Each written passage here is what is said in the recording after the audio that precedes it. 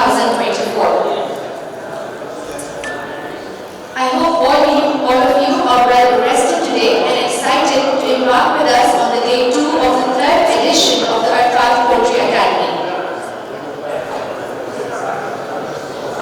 My name is Hajra Javed and I am very happy yet again to be addressing all of you today.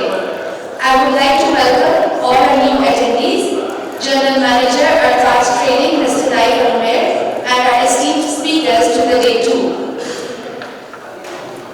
Before we begin, I would like to put a brief in front of you for yesterday's session.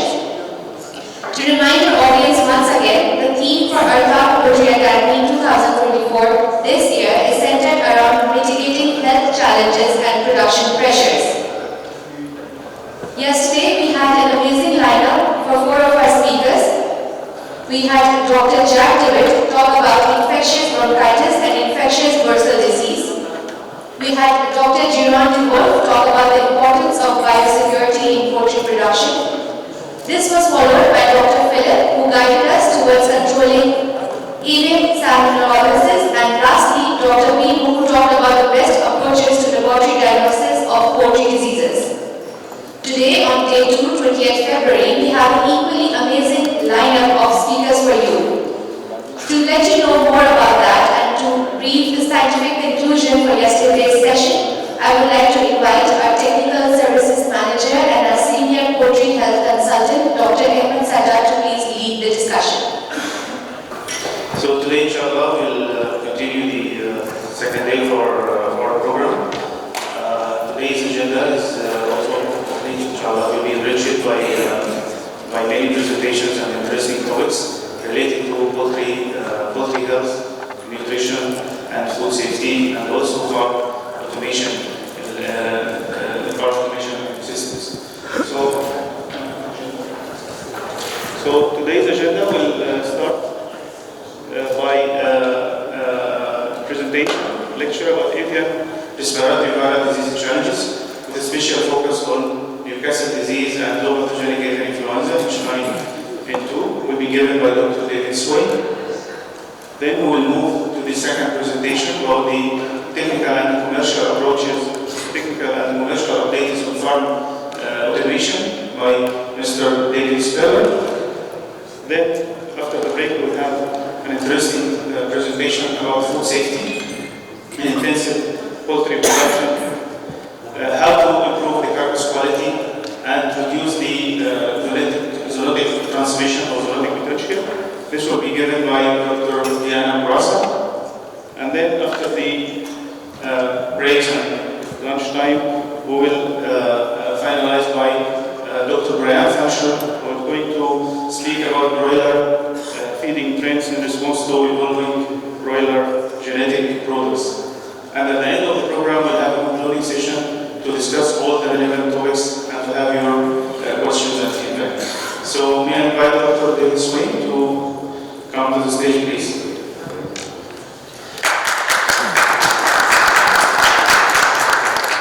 So Dr. David Swayne is a well-known speaker. He's a veterinarian with specialization on veterinary as a veterinary pathologist and poultry veterinarian, with more than 36 years of experience in epidemiology and control of poultry diseases, especially Newcastle disease and avian influenza. He has more than 350 peer-reviewed articles, 117 book chapters. He is the editor and associate editor for many textbooks and reference books. As you know, the disease of poultry, 4th edition about disease of poultry, which is the reference to all of us.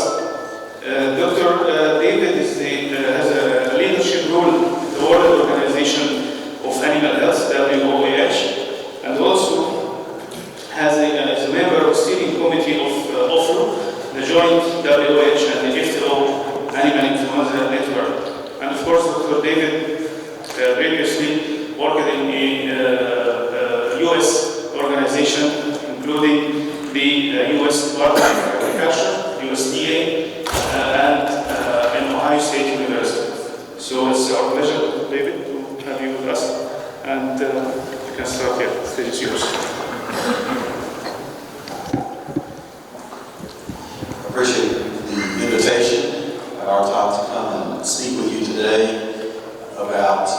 topics that are important to me, and I have to say I spent most of my career working on avian influenza, low pathogenic and high pathogenic, but Newcastle was always a disease that we had a large research program at USDA, and I have retired from that job, and the program continues with avian influenza in Newcastle, headed up by David Suarez. So, just to start out, I want to let you know that I'm going to try to present to you today information that's really based upon current scientific literature, my experience, and I'm not here endorsing any particular company. So if I talk about a vaccine, I'm not really endorsing any particular vaccine by name, but generally talking about the technologies that are there. That's it. Okay, good. All right, so my topic is really clinical respiratory diseases.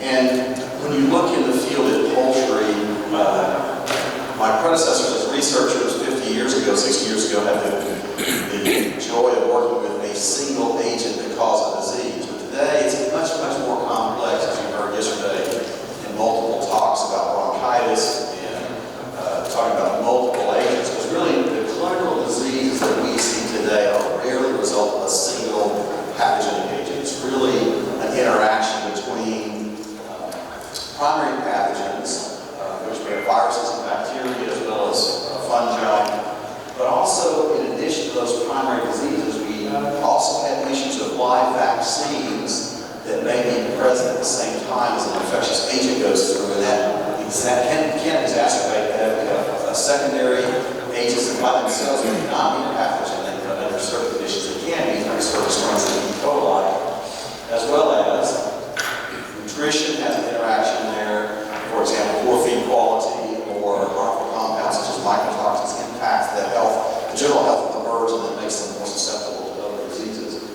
And then we have management conditions that also can have a negative impact on respiratory health, such as high ammonia levels, high humidity, poor air quality, those all impact together to make the situation proceed. So we have this cumulative negative impact that results in that respiratory disease that results in what we see as the clinical signs. These are usually respiratory signs, but also many of those same pathogens produce egg production drops and cause elevated mortality, especially in concert with all those together. So what really makes this worse is the interplay of a low immune competence and inadequate environmental management that has a negative impact on the respiratory epithelial cell health. And because of that, it increases susceptibility and the severity of the outcome of the primary pathogens, especially true of the viral pathogens. So there are two really specific viral pathogens that have a common occurrence and a negative economic impact in Asia, Africa, and the Middle East. The names these are Newcastle disease, which is the first one I will talk about, and the second one is H9N2 low pathogenicity avian influenza. So these two pathogens actually can be co-infectors in individual clinical situations, and they can be commonly seen together. But their control is really complicated and challenging. For example, the vaccines are ideal for the production system, so it makes the control even more challenging. The full clinical expression of field case is the result of this accumulated effect of additional contributing or predisposing factors with one or more of these pathogens. So if you look at from just a diagnostic perspective, it kind of follows on what was talked yesterday, diagnostics, the last talk today. If you look at respiratory disease or decreased egg production, there are a series of acute to subacute viral infections that can cause that, and that is infectious bronchitis. We're going to talk about infectious bronchotracheitis, which is also another pathogen seen in egg-laying chickens, but also can be seen in bulls and lower breeders. Low pathogenic avian influenza, low Newcastle. So those are kind of a couple of common viral ones that do it. But also in the U.S. we have another avian paramyxovirus type 3 that can do this in turkeys also. We have a series of bacteria, just listed in others, and of course the one fungus that can do that. If you switch gears, then we have the other side, which is the high mortality systemic diseases that you have to make a diagnostic determination. Of course, these per-acute viral diseases, highly pathogenic avian influenza and the virulent Newcastle are the two primary ones we're concerned about as transmitted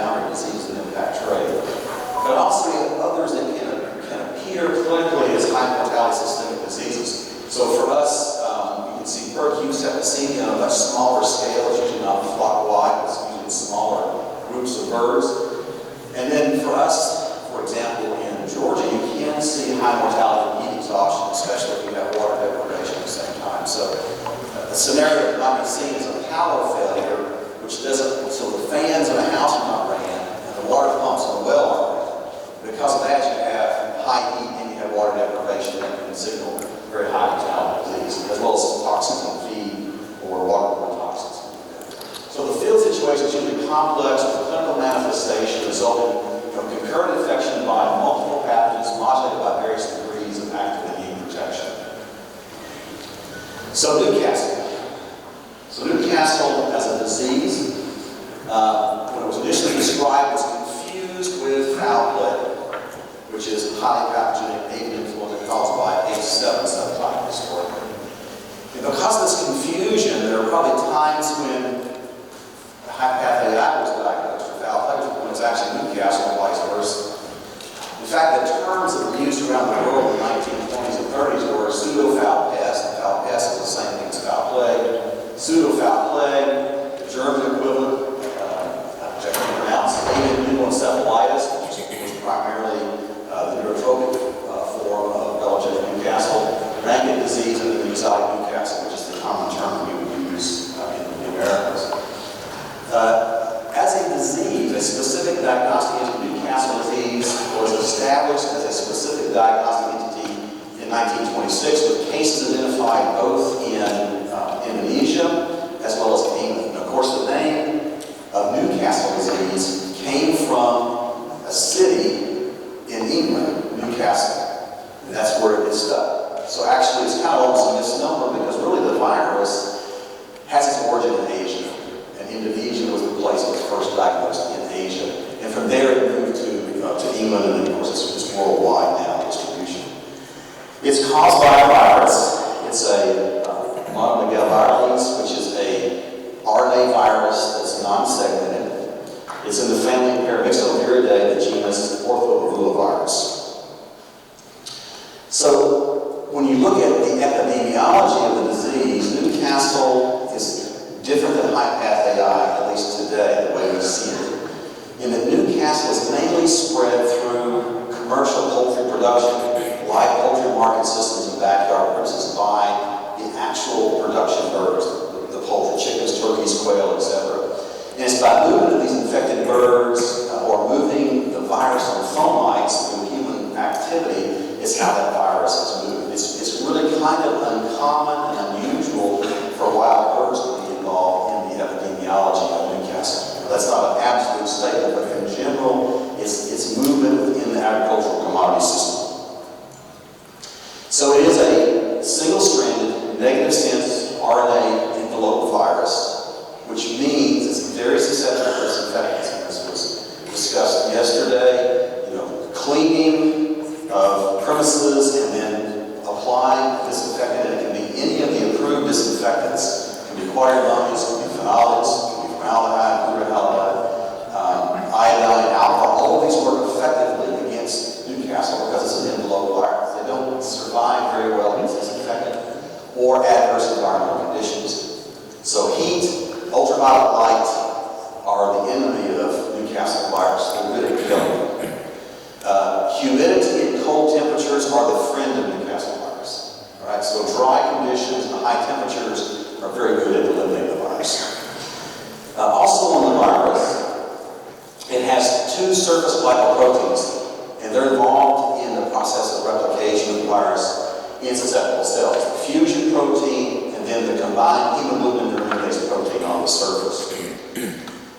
Now, the Newcastle virus, I'm going to say in broad terms, is pathotyped into two broad pathotypes based on the intracerebral pathogenicity index used in one-day-old chicks, or today, more commonly, the National International Reference Labs actually do sequencing of the fusion cleavage site. So the one category are what we term virulent or high virulent Newcastle viruses.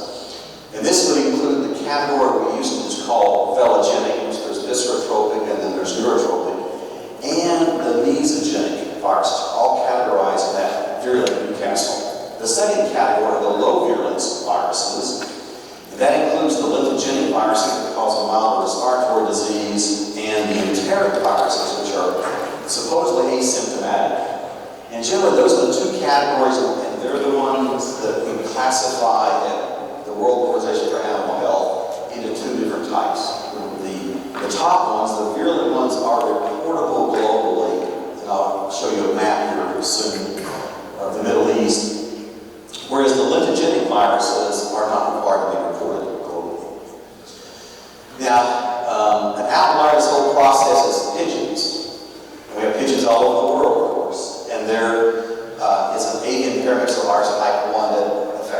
paramyx. And I think probably 40 years ago, Dennis Alexander coined the term pigeon paramyxovirus. It's actually the same virus. It's the same genus, it's the same family, the same order. It just so happens to be a specific genotype most commonly. And generally those viruses in pigeons are a separate epidemiologic virus that track within the pigeon population. Occasionally they'll cross over into poultry, but it's not as common as many people would make you believe. And these pigeon paramyxoviruses generally have in the classification scheme a different monoclonal antibody pattern, which is not used much anymore. But when you look at the genotype, and I'll show you some information, it's usually pigeon paramyxoviruses fall into genotype 6. But there are a lot of genotype 6 viruses that are poultry viruses, that are not pigeon viruses. But they're a pretty unique epidemiologic unit. If we follow on to this, the international reporting is of the virulent viruses in poultry. So it has to be a virulent Newcastle virus in poultry that is reported. So in general, all of these viruses that are orthobulovirus have been found in at least 241 bird species. It's probably that's 241 identified species, but there are multiple more bird species that are susceptible and probably have infections that we as humans just have not identified.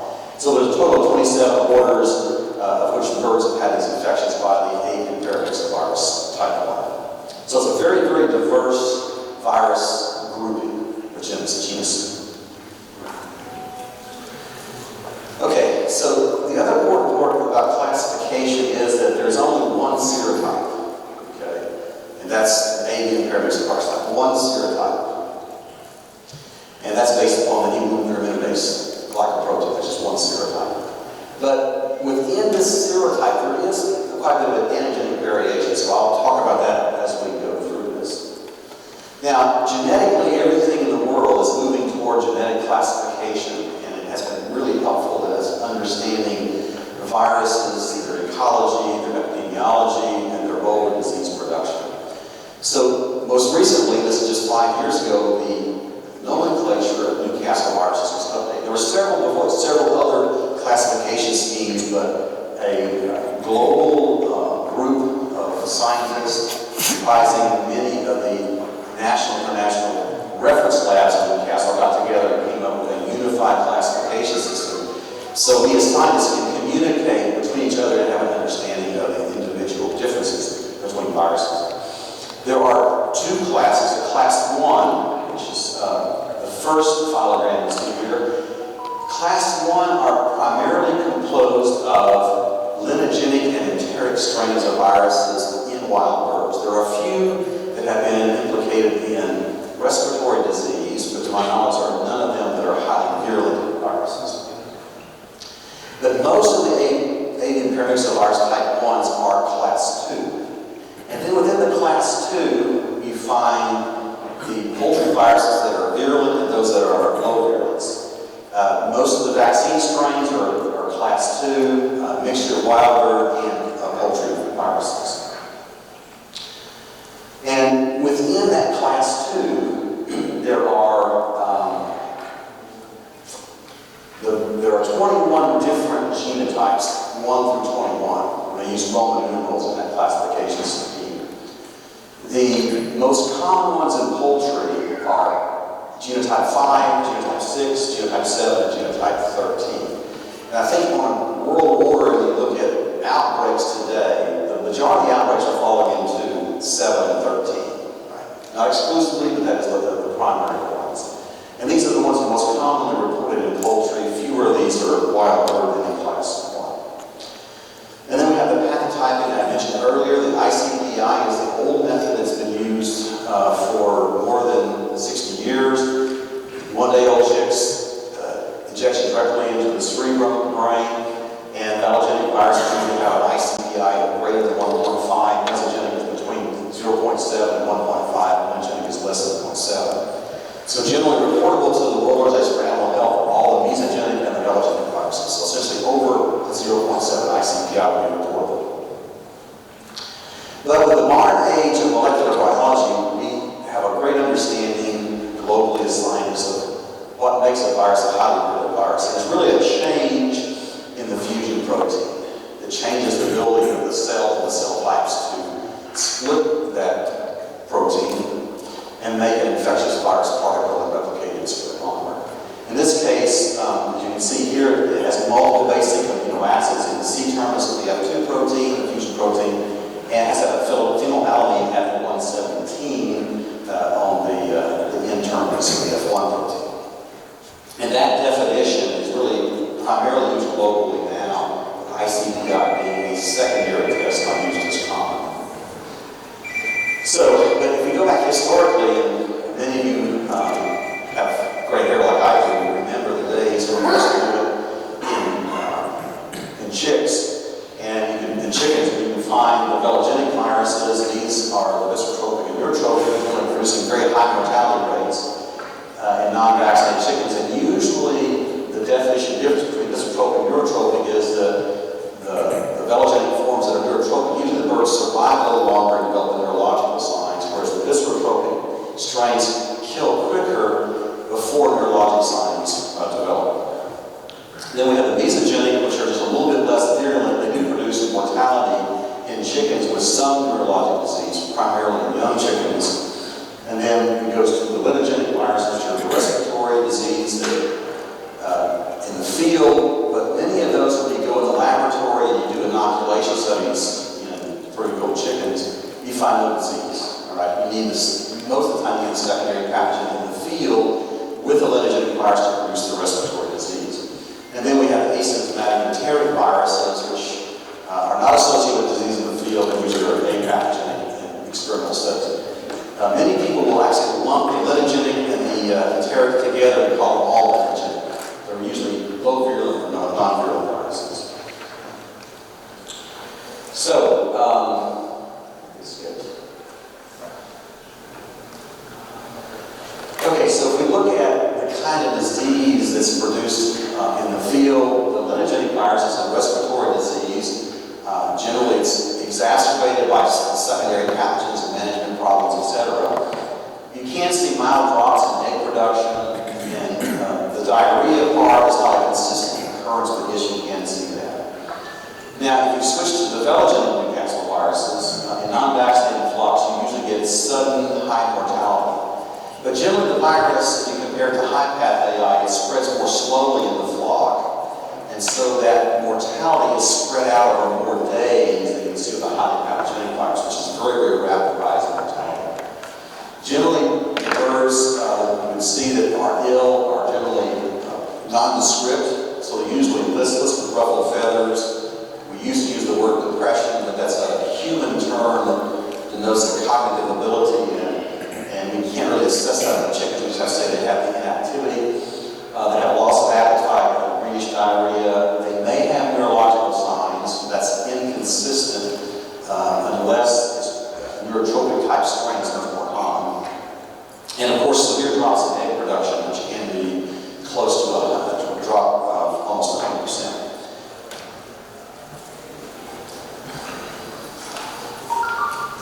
Anyway, if you globally, the challenge we have today is making the diagnosis. And in vaccinated flocks, which are the rule today, most flocks are vaccinated against Newcastle. So what you see is not the same. You don't usually see a high mortality unless there's a vaccine failure. So what you would see is in individual dead birds, you would assess them of what you would find. So for example, in a non-vaccinated flock, you may find edema of the heads and wattles. Generally, that edema is not as severe as you see with LPAI. Okay? Usually in Newcastle, the tissue type where the most severe lesions are is lymphoid tissue. So usually the edema is present in lymphoid type tissues. For example, here you can actually see in the lower right of the eye a heavy amount of swelling there because of the lymphoid necrosis in this particular chick. You can see that spread into the wattles and the comb, but generally it's much, much less severe than LPAI. You can see necrosis and hemorrhages in the visceral organs and lymphoid tissue. For example, this is opening up the lower eyelid. You can see the hemorrhage there, which actually is primarily in the lymphoid tissue. It's very lymphotropic. You can see in the proventriculus the classic lesion hemorrhage between the glands. And it's usually that's the hemorrhage because there's necrosis of the lymphoid tissue in the proventriculus. You see a large spleen with these necrotic foci. It attacks the lymphoid tissue. And the intestines, you see the vesical tonsils, and then the lymphoid patches throughout the small intestine will be affected. In this case, here's an opened up area of small intestine. A better shot, you can see that's a lymphoid patch that's necrotic in that. So that's a typical velogenic Newcastle lesion. With high path AI, it's not quite the same, although you have systemic hemorrhage much more common in high path AI. And generally, the lymphoid necrosis was not common until this new virus that came in 1996 that we're all fighting today. And you can see necrosis of lymphoid tissue with this goose guandal migration range, which today for us is the H9N2. Okay. In vaccinated flocks, you'll see similar lesions in the signal method, but you're only going to find those lesions in the normal daily mortality. So I was in the field in the early 2000s at an outbreak in California, Newcastle, and one of the flocks affected was a 500,000 bird layer operation. And when you went into that house, the birds were primarily normal because they were vaccinated, and 90% were protected. There were 10% of the birds that were not protected. Those are the ones that we're seeing as the mortality. And that 10%, that daily mortality, had the classic lesions. You can find those lesions, but 90% of the flock was protected. You will see, because of this vaccination, you'll see a mild increase in mortality. You compare that with the non-vaccinated flock. And you may see some misshapen eggs and or thin-shelled eggs. This is seen more commonly in experimentally induced infections in vaccinated birds than you see in the field, but you can see that. Now, globally, what does Newcastle look like? So I pulled this data out of the World Organization for Animal Health. It's the global status of reporting from 2005 up until 2023. And of course, what is reported in this here is a data set of what countries report.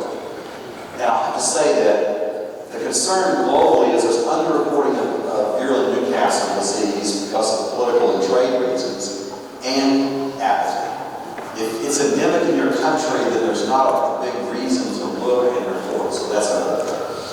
But I think if you look at this, we had the peak in 2011, and since 2011, there has been a decline in the number of reported cases of Newcastle disease, except for 2021, and we have a spike in 2021. It's not clear why we have a spike in 2021. I don't know of an event. Was there a resurgence of Newcastle in a certain country? But most of these reports increased in Asia. And at least one possibility was that in 2011, Japan, as an importer, implemented a higher requirement standard for testing the Newcastle virus for product imported into their country. That may be one reason why there was a spike in 2011. Okay, if you look at the world versus Asia, I think you can see how it mirrors the number of outbreaks reported and the number of cases in that it was generally an Asian issue. In 2021 was mainly those outbreaks in Asia. And if you look at the Middle East in these past 3 years, you'll see that the reports of outbreaks are pretty well scattered kind of randomly throughout the Middle East. Okay, so there's a couple of, I think, important statements that were made historically, and they're still true today. So Dr. Lancaster in the UK, back in 1964, said the part of the age of the chickens, most of the factors that determine immune response are extrinsic. Those more extrinsic determined involve induction of immune response appears to be the strain of the virus serving as an antigen. And that statement that Dr. Lancaster made in 1964 was in the early days of vaccine development. At that time, we had two primary live vaccines, B1 or Hitchner, and Lesotho. And when he was making his statement is true today as it was then, is that the live vaccine strain you use has a huge impact on the immune response of the bird because of all these management factors you have to deal with. And then Dr. Hansen from the US made a similar, another statement in 1974. It's evident that the practice of vaccination, which keeps the poultryman in business, does not necessarily put the virus out of business. So For the most part, the vaccination for Newcastle that has been used for the last 60 years has not eliminated the virus. But the goal of that vaccination is not virus elimination. The goal of that vaccination is disease control, not necessarily elimination of infection.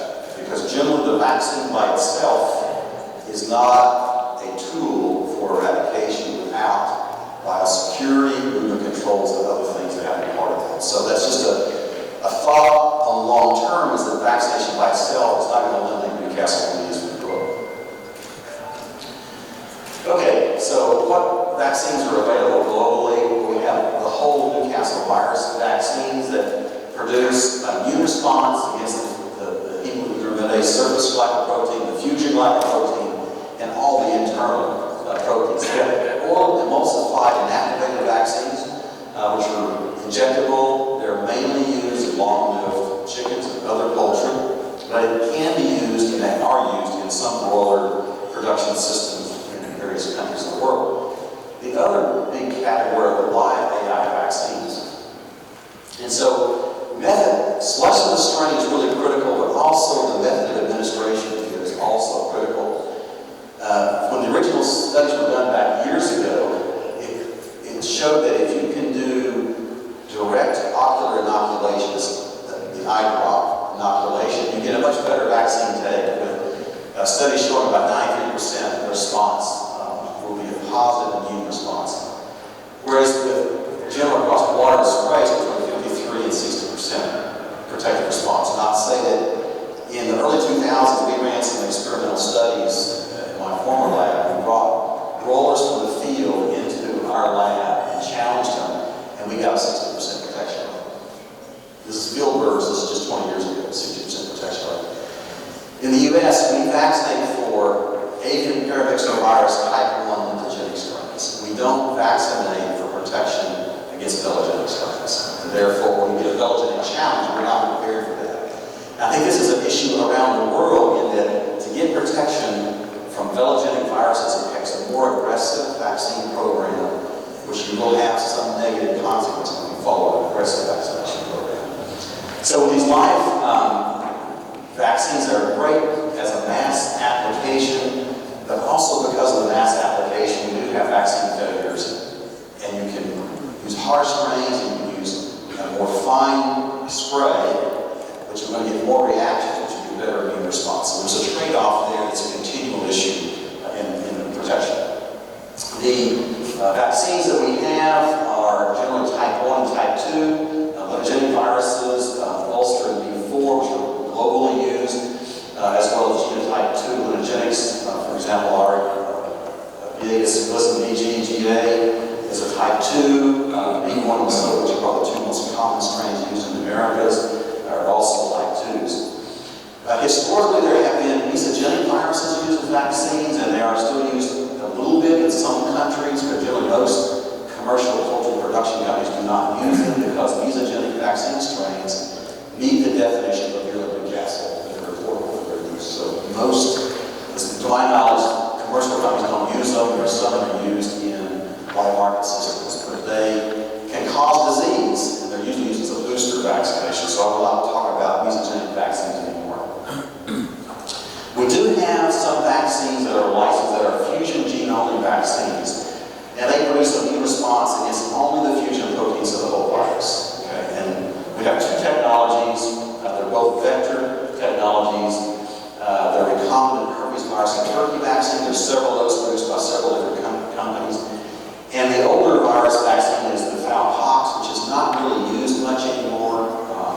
The HPT, as was discussed yesterday by several of the speakers, is a great vector system because the main reason is you give it in the hatchery, and number two is that it overcomes maternal immunity because it's a persistent virus infection. So as you give it one day of age, and as the maternal antibodies start dropping, then the virus is still there, starts replicating, expressing the insert, and you get immunity. The downside of this HPT vector is that usually your immunity isn't good and solid about 4 weeks after hatch. So it's about a 4-week delay until you have immunity. But it's great. It's a great technology, works very, very well, and you generally, if you're going to have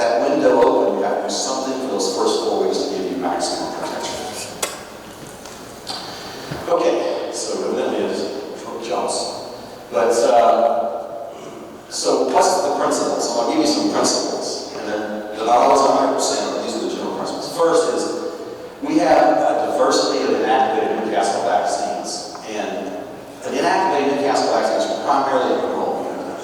Okay, primarily a humoral immunity. And it protects birds from mortality across divergent field viruses in class 2. Right? So 5, 6, 7, 13, you name it. Generally, these kill vaccines provide good protection against mortality across all of those kill vaccines. Right? But what was been shown 15 years ago is that the kill vaccines, if they are divergent from the vaccine strain, are more limited in preventing shedding and spreading the virus. Okay, so from an epidemiology standpoint, what would be ideal is to have a kill vaccine that closely matches the field virus. It would reduce the amount of spread. But of course, if you use any of the kill vaccines, you prevent mortality, which is the goal of most programs, which is a food security issue, preventing mortality and preventing illness. So, of course, our older immunogenic vaccines are genotype 1, Ulster, and genotype 2, B1 Minnesota, and the field viruses are quite. So that's the limitation of the kill vaccine. One is you have to inject it, and number 2, yes, there's one serotype that prevent mortality and illness, but they don't necessarily prevent infection and shedding. So as you go to live vaccines, you have a little different contribution. The live vaccines not only produce humoral immunity, but they also produce cellular immunity, which is much broader. And because of their application in the respiratory tract, they produce really good mucosal immunity. There was a mention yesterday of bronchitis, and the vaccines also having an interference role with virulent strains in the field. There may be some of this with Newcastle too. The vaccine strain may help by playing an interference role with field strains to also give some of that protection, or it could be some from the innate immunity. So anyway, the live Newcastles, they provide this broader protection against shedding if they're administered properly. So even if the live vaccine doesn't match the field virus, you still get good reduction in shedding. But the challenge with live vaccines is the method of application. It's much more prone to errors in application than kill vaccines. Kill vaccine is easy. You pick up a bird, you look at it, you insert that needle into the skin, and you inject it, and get the antigen. With a live application, you have a lot of factors that come into from the vaccine strain itself. Is it hot? Is it mild? You have the size of the spray, of course, the spray. Are you going to do eye drop? It's usually used the best. It's more labor intensive. And so all these things come into play. Also, maternal immunity is really critical to live vaccines because the present maternal immunity will inhibit the replication of the live Newcastle virus. And this is what has negatively impacted the use of Newcastle as a vector for other disease agents. There are several licenses, but they always are limited because of the high level of maternal immunity present in progeny throughout the world. We do have some companies that have newer strains that are proprietary strains of Newcastle live viruses. They're almost all, to my knowledge, based upon the old strains, type 1 or type 2, that have either been cloned by limiting dilution or plaque purification and passed through multiple generations. So some of them have advantages over, say, the soda, which is the most reactive of our immunogenic vaccines, in that you have been cloned out to a subpopulation that's not as reactive, but may have a better ability to protect without adverse reactions than the soda would. Okay, then there's the recombinant herpes virus of the HPT, Newcastle. The advantage is it's not inhibited by maternal antibodies against Newcastle. Thus, it can be used as a primary vaccine, but the response takes about 4 weeks after administration. So you have to look at the overall program and say, is the goal at 4 weeks on for immunity, or do you need something in between? If there's something in between, the recombinant by itself is not going to give you that protection. You have to use something in addition to the recombinant. And then have recombinant fowl-pox. And for the most part, the use of recombinant fowl-pox is pretty well eliminated globally just because the maternal antibodies will inhibit this vaccine. But it can still be used as a priming vaccine, but it doesn't have any advantages over the recombinant HPT. So the question comes when it's used in today, to my knowledge, it may be licensed, but it's just not really used. Okay, so Newcastle persists much of the world despite widespread vaccination. And there are several issues that's related to the lack of effective control. And I'm going to list these for you. They may or may not be in order. It depends on which country you're from, what might be significant. So the first one is suboptimal application of live vaccines. I think this is probably the major, most consistent problem around the world, is live vaccine strain selection. Okay, one, sometimes the strain may be too mild as a boost. For example, the B1 is a very mild strain and it's primarily used for naive birds. But Lesotho is a little hotter vaccine strain. You can use it if you already have some immunity in the population. You're going to have some reactions. You're going to have some birds that have a good immune response at the first dose, and you'll have these reactions, maybe rolling reactions. You have to have an issue with maternal immunity because that will inhibit the live vector. Especially when you look at a population, if you have all 100% of them, having maternal immunity titers of X, then you can predict what you need to give the vaccine. But in actuality, in the population, you're going to have different birds having different levels at different times after hatch. There's a failure of the spray application, and I think one of the slides I showed yesterday for bronchitis is true for Newcastle. It's like the size of the spray, the volume that you dilute the vaccine in, or you're cutting the dose right. These all impact that application and the successful immune response in the progeny. And so really the solution to these issues is re-examining what strain you're using under what field conditions, using the full dose and appropriate spray nozzle size to match the immune status of those birds. The second thing is the inactivated vaccine. We really don't have a good solution today, but the usage of inactivated vaccines, if we had better matched the genotypes, we'd have better results in decreasing infection and shedding. At this point, I think development, licensing, and increased usage of genotype matched kill vaccines is really not there. We're still using non-matched vaccines around the world. The next one is, in some locations, there's high environmental contamination in Newcastle disease virus. So this is a principle that we really push in high LPAI vaccination. The vaccine itself increases resistance in birds so that it requires a higher challenge dose to produce infection. But if you have a lot of virus exposure, it can overcome the immunity of the vaccinated flock.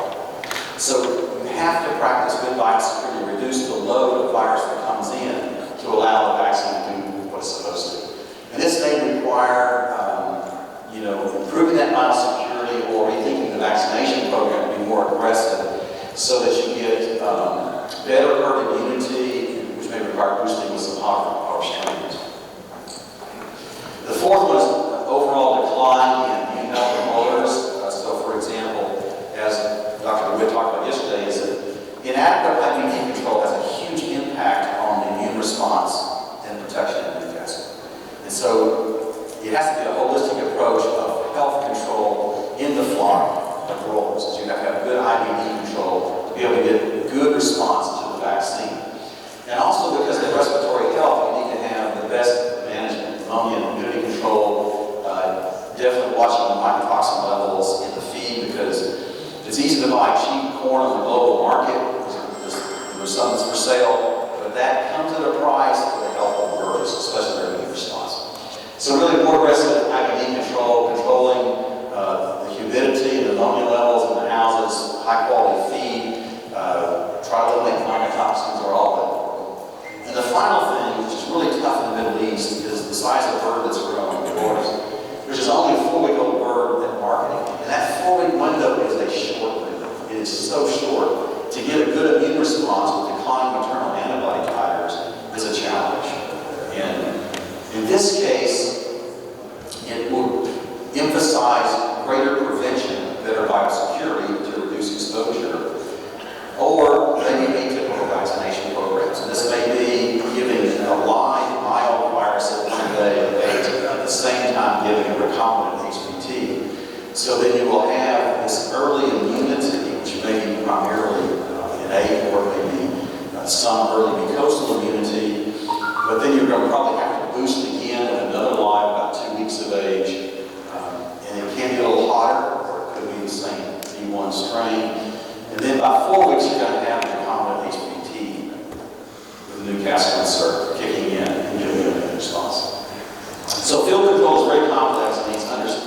need to understand the production system, the maternal antibody levels, the feelings of the field virus at risk, and the vaccines that are available and hopeful population. So it's an issue. It's an issue that poultry veterinarians face using their professional knowledge and experience in trying to modulate the needs of the bird in a very large complex system. So there's not one solution that fits all flocks in managing Newcastle disease.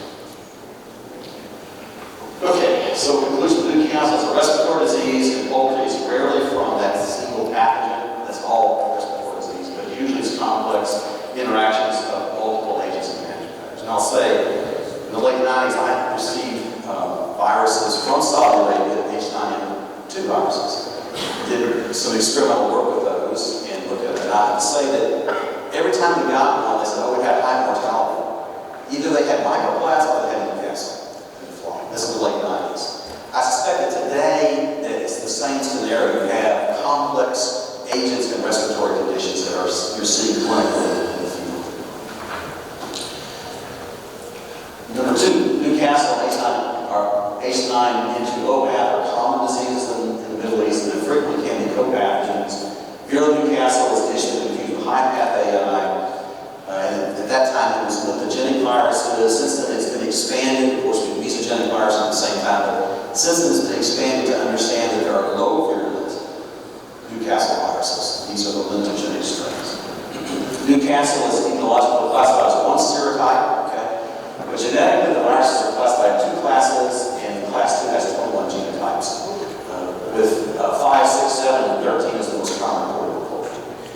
It's worldwide distribution, but the Asian region has had the largest number of reports in the last 3 years. So it's really, in Asia, is where most of the global reports occur from.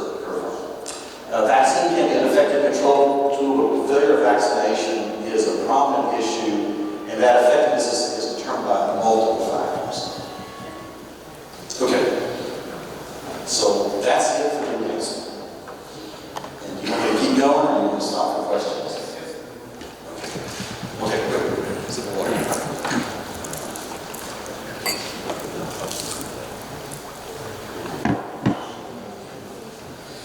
Okay, so avian influenza, a little bit of a shift.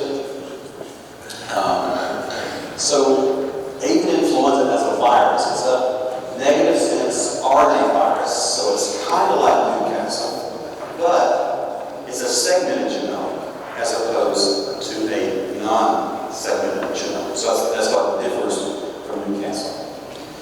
But there are a lot of other ways that influenza viruses differ among themselves. For example, the protein projections on the surface. And we have two. We have the hemoglobin, and it's prone to mutation. Now, the original classification of hemoglobin are based on an immunoassay, and those first immunoassays classified it into different hemoglobin subtypes based on immune cross-reaction. And today we have in birds 16 different hemoglobin subtypes. And those have expanded over the years from the initial one, which was the Spanish flu in 1918, which then was swine flu. In the early 30s, that was the first subtype, so it's H1. Okay. The second one was H3. And then the discovery that foul plague was high-path AI added H7, and then in 1959 H5. So those have been added on. So today we have 16 subtypes. But they're prone to mutation, so that's another thing to remember. The second lipoprotein is the neuraminidase. We currently have 9 that are identified in birds, N1 to N9. And so you have almost an endless number of potential combinations between hemoglobin and neuraminidase subtypes. Remember that they are immunologically determined historically. Today, we can do it by sequencing. We can sequence the virus, the genes of the hemoglobin, and we can categorize them as the serotype. It matches, which is good. But today, we're going to limit it just to H9N2. Then, of course, we have the internal proteins, of which the diagnostic value is the matrix and nuclear protein, which are highly conserved, and that is what's used to identify type A influenza, which avian influenza is one virus. That's a type A. The other ones we would have a type A would be swine influenza, human influenza, equine influenza. Those are all type A's. We would use the same test, matrix test, as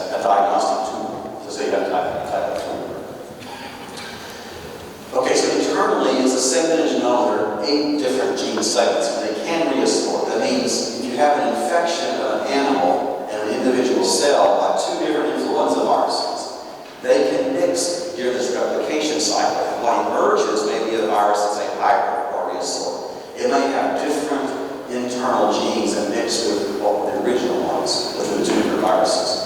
So what this does is it allows the influenza virus to have a mechanism to change its virulence, to change its host, and also have pandemic potential. So avian influenza viruses change. They don't stay the same. Okay, they vary their disease production, which in agriculture is based upon the disease production in chickens. So we have those that are low pathogenicity, and they replicate locally, causing generally mild respiratory disease and drops in egg production. Generally, egg production drops with low path. Uncomplicated disease is usually around 0 to 15%. Complicated, again, if you go back to that list of secondary bacteria and other agents can make that disease worse. In my understanding from 20 years ago, dealing with H9N2 in Saudi Arabia, that the mortality patterns were much higher than we would expect for a low path virus because of the complicated Newcastle mycoplasma bronchitis approach. Yesterday, when Dr. DeWitt showed his picture showing the post-mortem of a chicken with the trachea and the bronchi opened up with the caseous blood.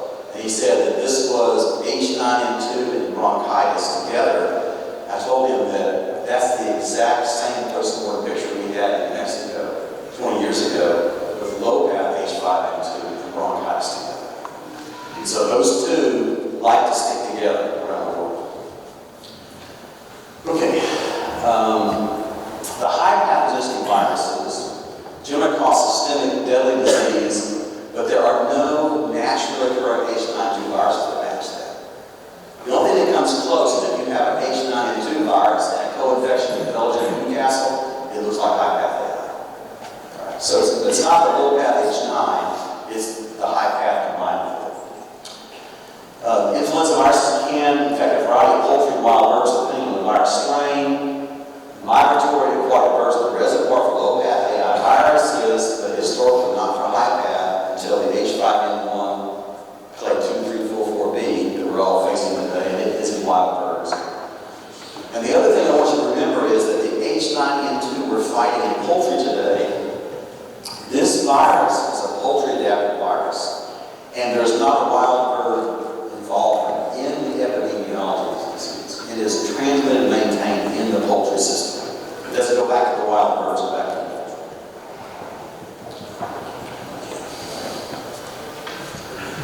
All right, so low-path AI viruses are present in this wild bird reservoir. It's the primordial reservoir, and everything we know about it is based upon research begun in the 1960s. So essentially, it goes from the wild bird reservoir into domestic poultry through outdoor access, rearing, or wild bird access into barns or environmental exposure via humans. And then once it enters into domestic poultry, it will adapt and become a poultry-adapted virus. Okay, and it doesn't go back into those wild birds. So this H9N2 that we face today does not have a wild bird cycle, the ones that are causing the disease in poultry. And I'll expound this some more. But anyway, these features are in the pre-1990s.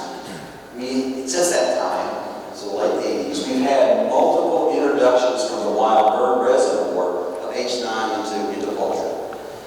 And each time it enters, there is potential either that virus is eradicated from the poultry population or it adapts and stays. And so essentially today, we have 3 different lineages of H9N2 that are established in poultry around the world. 3 different lineages.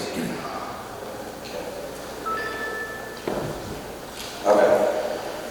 H9N2 is not notifiable to the World Organization for Animal Health. Okay. Therefore, when we talk about how common is the infection, it's based on estimates and not on real data. H9N2 is the most widespread low-path AI virus disease in poultry, and it has probably the greatest negative economic impact on poultry industries. In fact, before 2020, H9N2 had a bigger economic impact on poultry than high-path AI. Today, I'm not sure that's true because we've had so much high-path AI since 2020 that it may not be the biggest economic impact of the two. Vaccination is a commonly used method for management of H9N2. In many places, it's a common vaccination program integrated with bronchitis and others. We must remember that H9N2 is not a single virus type. There are multiple genetic lineages. I thought there's 3 at least major lineages today that circulate in poultry. And the control of H9N2 varies with strain in the country depending on needs and resources. Okay, the first description of H9N2 was actually in 1966 with outbreaks in the state of Wisconsin in turkeys. And that was reported in February 1966.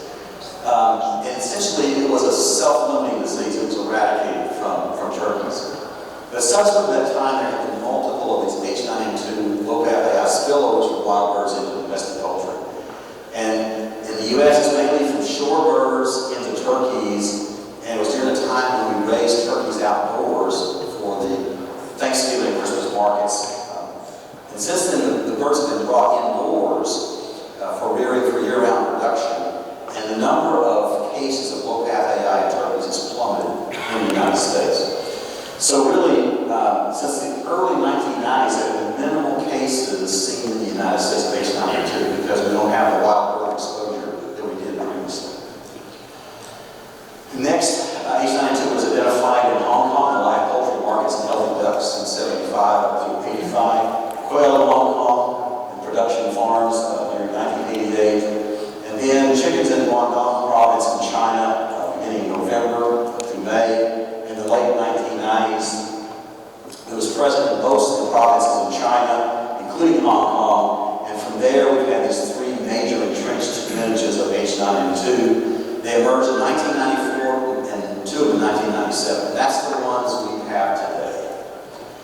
So if we look at classification, the last classification that was accepted was from the mid-1910s, or about 2016, and there are 4 main lineages, the H9.1, H9.2, H9.3, and H9.4, and additional clades and subdivisions. However, right now there is a new nomenclature that's going through scientific peer review, which is going to reduce this down to just 3 genetic lineages. So the H9.1 and H9.2 is going to be merged into a single lineage, and then we'll have 9.3 and 9.4 as a separate lineage. And they'll be called Y, B, and G, assuming that the global nomenclature is accepted by the publication. H9N2s that are reported and are in the database is 92% of Asia. And of these viruses, N2 is present on 98.5%. So there are some H9s that are not N2s. So it's really the viruses in poultry, the H9N2s, that are dominating all the H9s globally. In addition, the low-path H9N2 virus has been the donator virus to the internal genes of what we're facing in the H7N9 virus in China, that's the low and the high path, and they donated the internal genes of the high path H5N1 we're facing today around the world, and they donated the internal genes for the H10N8 that's present in China. So H9N2, although we say it's a low-path virus, it is, but it has reassorted and contributed genes to the high-path viruses that are present in multiple locations. There is a human zoonotic risk, and there have been human cases reported in Asia, Middle East, and Africa. Most of those have been in China. The number of fatalities is fairly low compared to the severity of the infections. And generally they're seen in children under 8 years of age with serologic evidence of infection without clinical disease in multiple countries. Most of these serological infections are present in workers and producers in the live market system. So really, H9N2 is endemic in live poultry market production throughout the world, and of course it is present in many commercial production of poultry also in those same countries.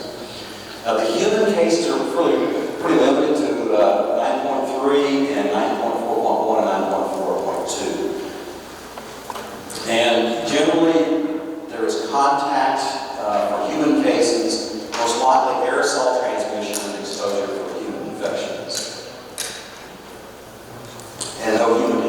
transmission. So it's really an isolated infection in humans. It's a spillover mainly from the live market system. There's also other infections of other mammals that are pretty sporadic, but pigs, there have been reports in pigs, mainly in China, with limited pig-to-pig transmission. So most of this is poultry transmission to pigs. We have a farm mink in China with infections. We have sea otters, it's serological, sporadic dog and cat isolations, mainly in China. And mink are the experimental model that's used in many institutions. And it's done for determining is this virus transmissible in humans. So the ferret model has been helpful there.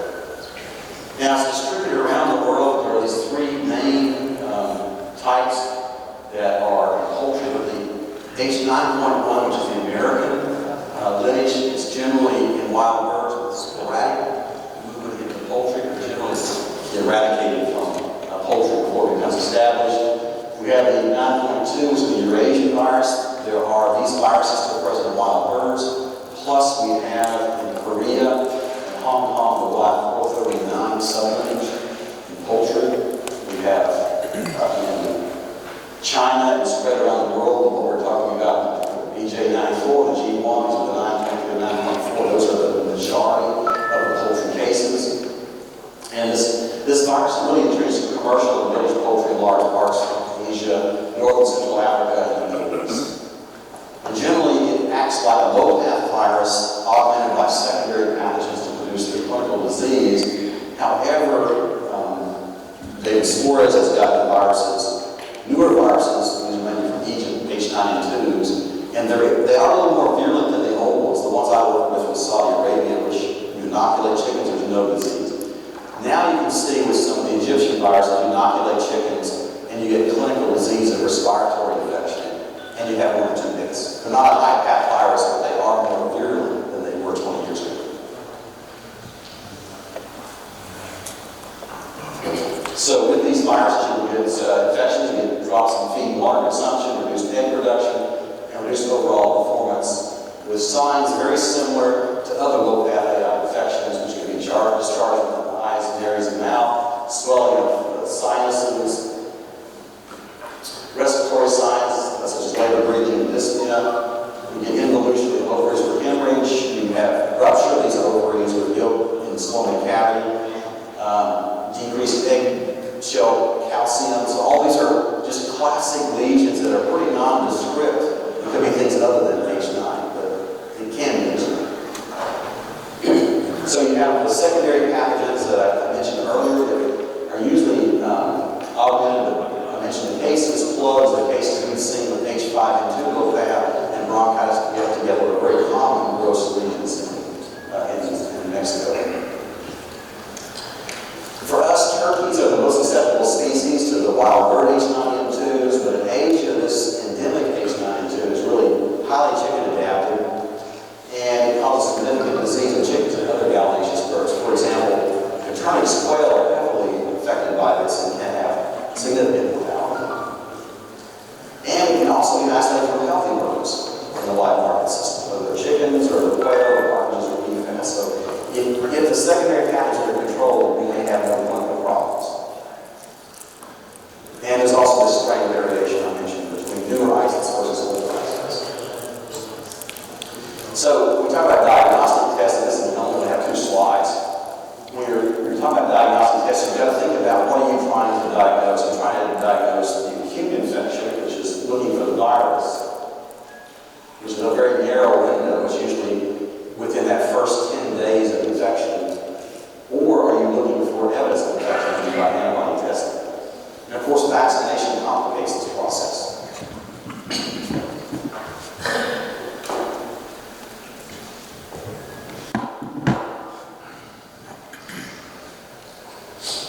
So this is just an algorithm I'm going to show you about how do you make a diagnosis in the case of low-path H9N2. So if you're going to look for antibody detection, which is the window, you'd have to look at non-vaccinated flocks, because the majority of vaccinated flocks receive a whole H9N2 virus.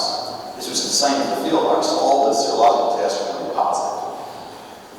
If it's a non-vaccinated flock, then you would look for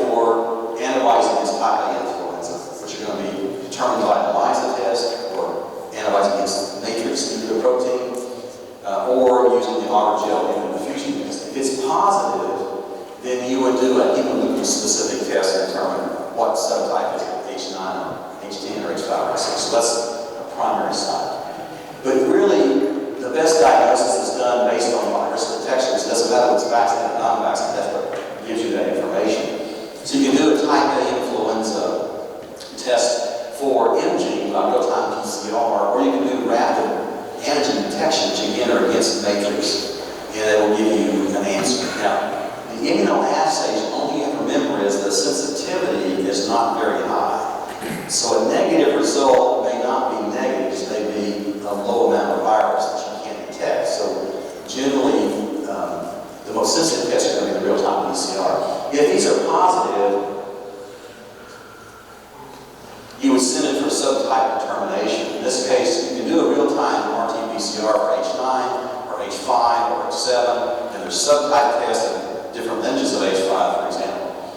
It works really good. Or you can do gene sequencing. So, as was mentioned yesterday, if you have a PCR test for matrix and you have a CT value of less than 30, generally you have enough nucleic acid to do deep sequencing.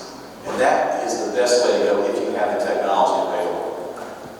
Because it can tell you the subtype, you can get the genetic lineage, you can get a lot of other information like are there other pathogens there to find that also. So this would tell you it's an H5 or H7 or an H9, and then you do a pathotype classification. Now, what H9 is today, they've all been low path. But gene sequencing, if you did gene sequencing, it would tell you the cleavage site anyway, and you would know it's about H9. And that's what we use to tell whether a high path or low path H5 or 7 is by either in vivo assays or gene sequencing. So gene sequencing is actually emerging to be probably a future diagnostic tool, next-gen sequencing. And some of the technologies are getting so cheap and easy to use, like nanopore technology, that you can buy the sequencer for $2,000 and take a lot of kits. It's really inexpensive to run those. It's just you need a lot of informatics to be able to handle all that sequence and help you filter it on. That's it for diagnostics. Okay, not out of time. So the hemoglobin is the critical part in producing an immune response, and on the surface we have the trimer of hemoglobin. And we have two domains, an A domain, which is the moderate domain, and we have a yellow, which is the B domain. And we have these scatter changes that are not yet mapped on the virus. And then you have extra glycosylation sites that can shield these A and B antigenic sites.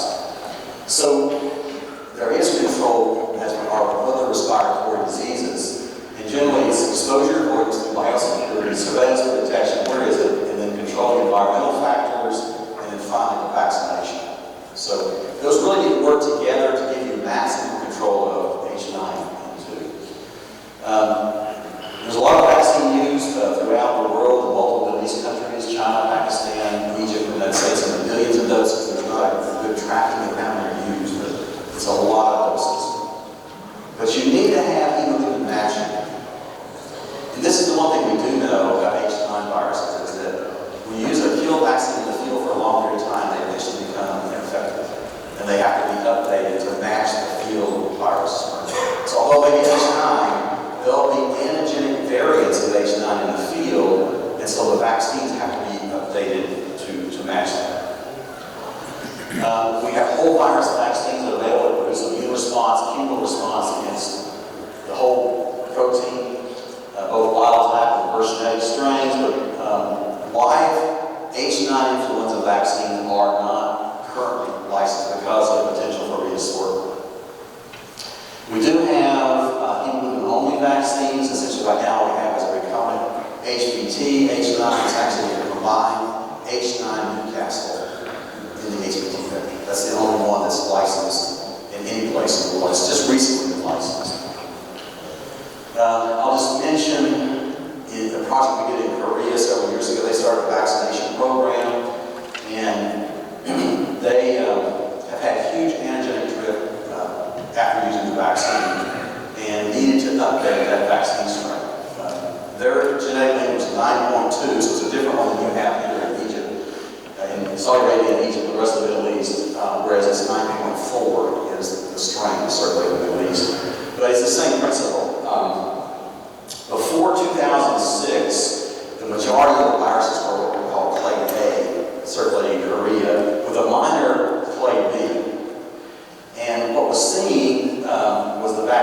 was selected from clay that the vaccine was in 2007. So they selected a strain in a clay that became extinct before they started the vaccination program. So what we're seeing, and this is just a phylogenetic series of viruses on a time scale, maybe. And so clade A actually disappeared before 2006. Vaccination began in 2007. And this is clade B at the time of the vaccination program. So essentially, clade A is already gone, but clade B, the closest related viruses, became extinct. Probably because the immune response was broad enough that those viruses could not replicate. But what happened was, by 2010, a KU114 type virus emerged, and it spread widely throughout South Korea because it was not protected by that 2001 vaccine strain that was selected from clade A. If you look at a comparison in a 30,000-foot view of the diversity of the viruses, you'll see that there's an increase in diversity of the viruses as A was present and B was emerging. There was a huge diversity. There's nothing that was stopping the virus from becoming diversified. And then vaccination started, you can see there's a drop in the diversity of field viruses because the vaccination is eliminating viruses that are closely related to the vaccine strain. Okay? All right, this is skyline analysis.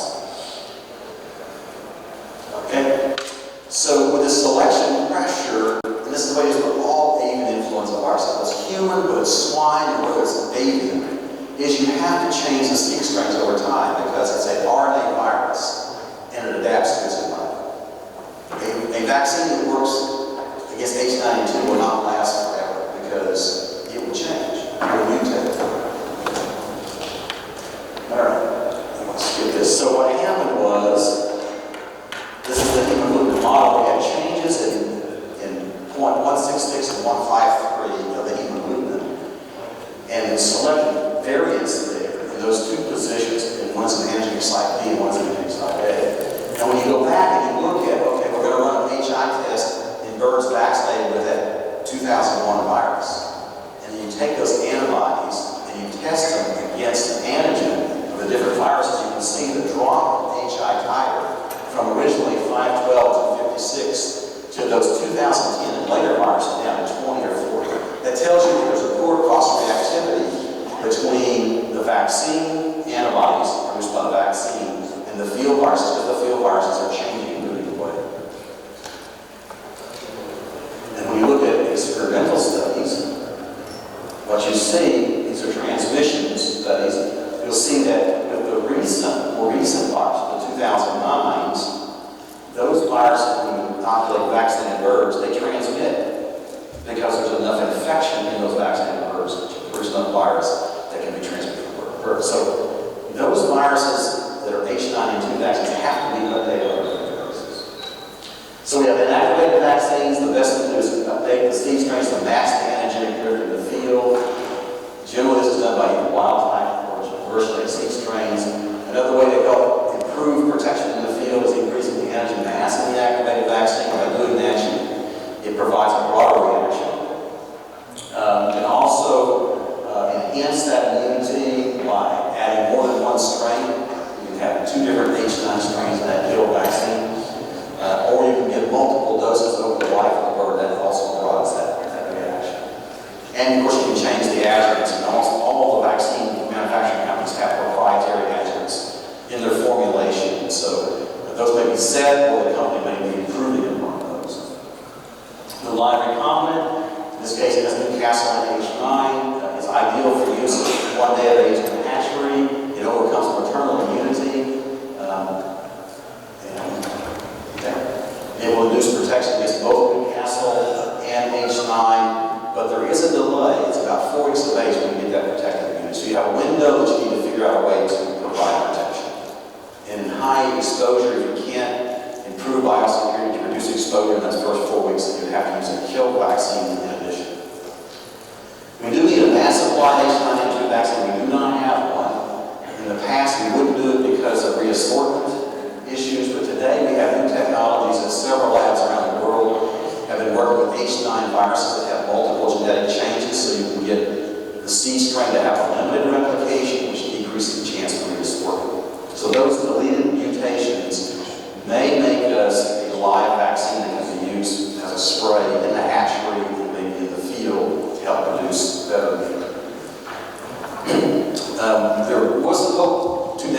go about using Newcastle as a vector.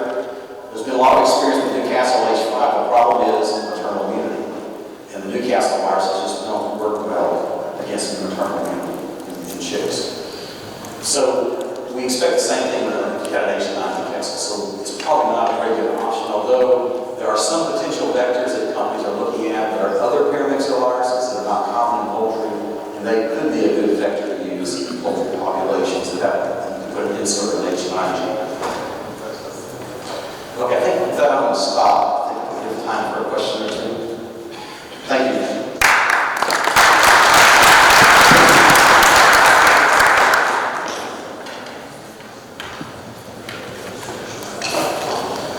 Thank you, Dr. David, for the awesome presentation.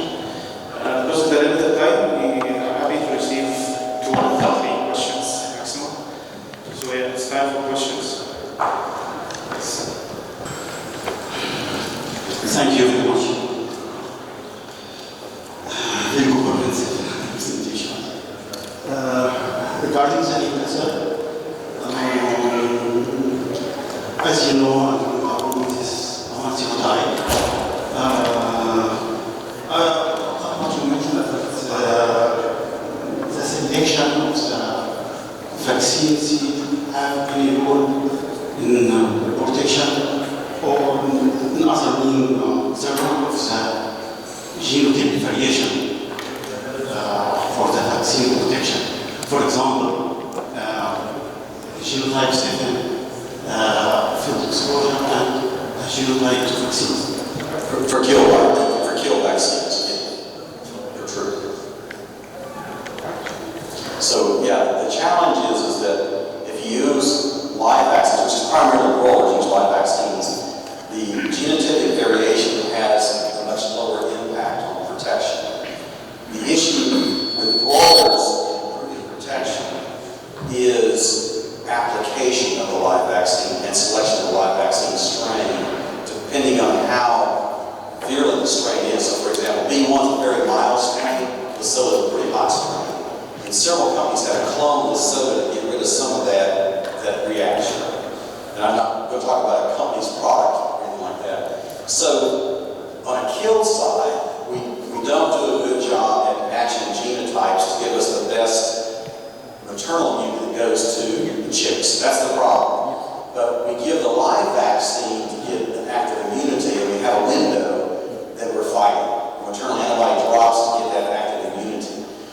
But the selection of the live strain is critical, and the method of application is critical. So for example, if you had a very low maternal antibody level in the progeny, and you said, hey, I'm going to give a fine spray, with a Lasoda, you're going to have a lot of reactions in that process.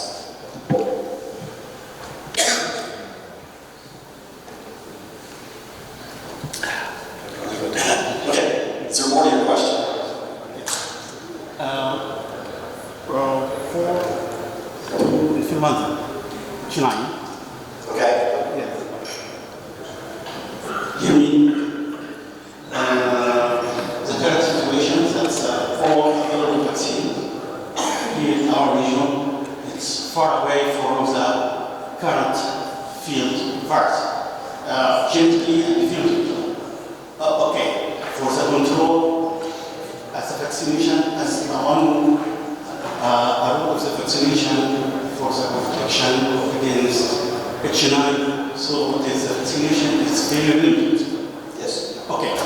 And the problem, it's a complex, not H9 alone, you mentioned. Maybe Newcastle involved, IP involved, multiple involved, management and application factors. So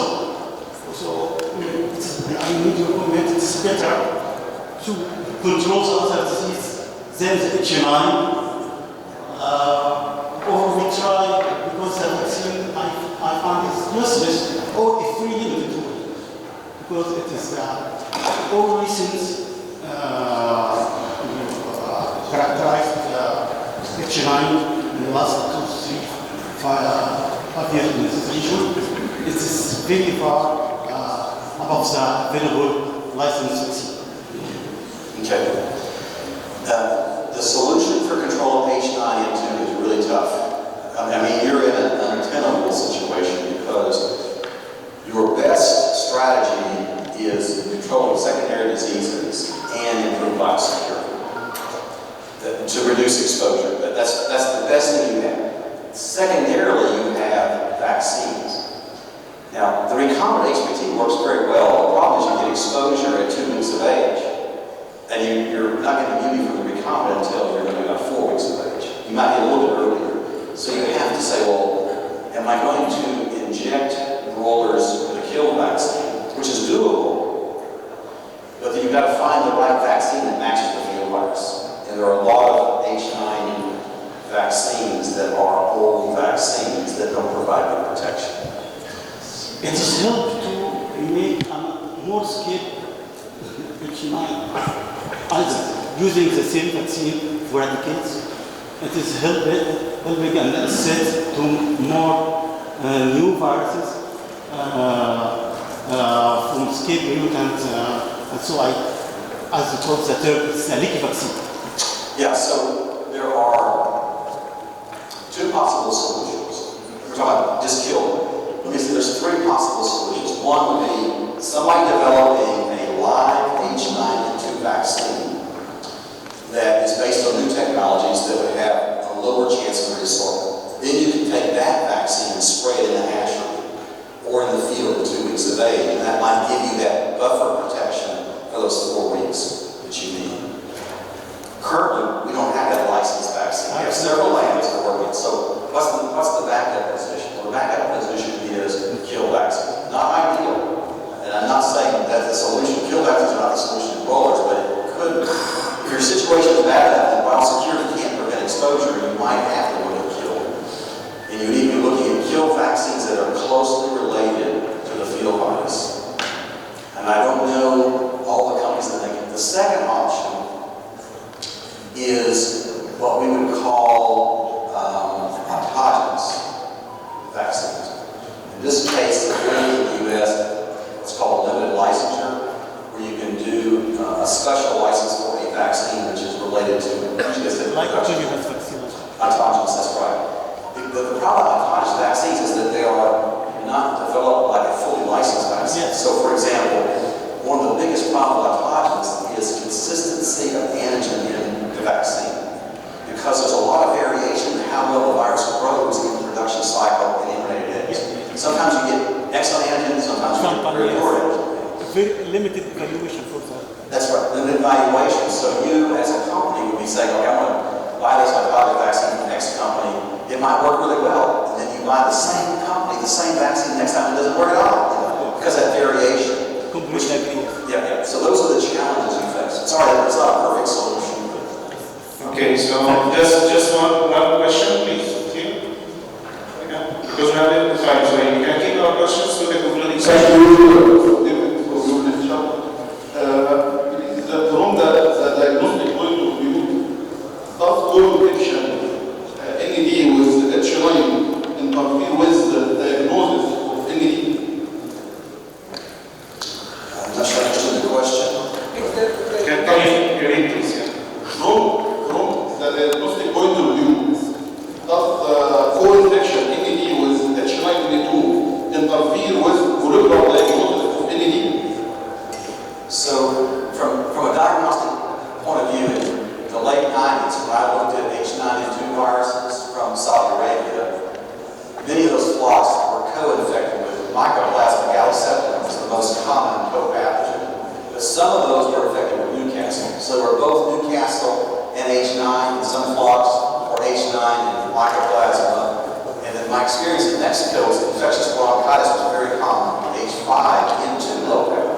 So my experience with H9N2 is generally it's not the only pathogen involved in a clinical disease that's expressed. Good.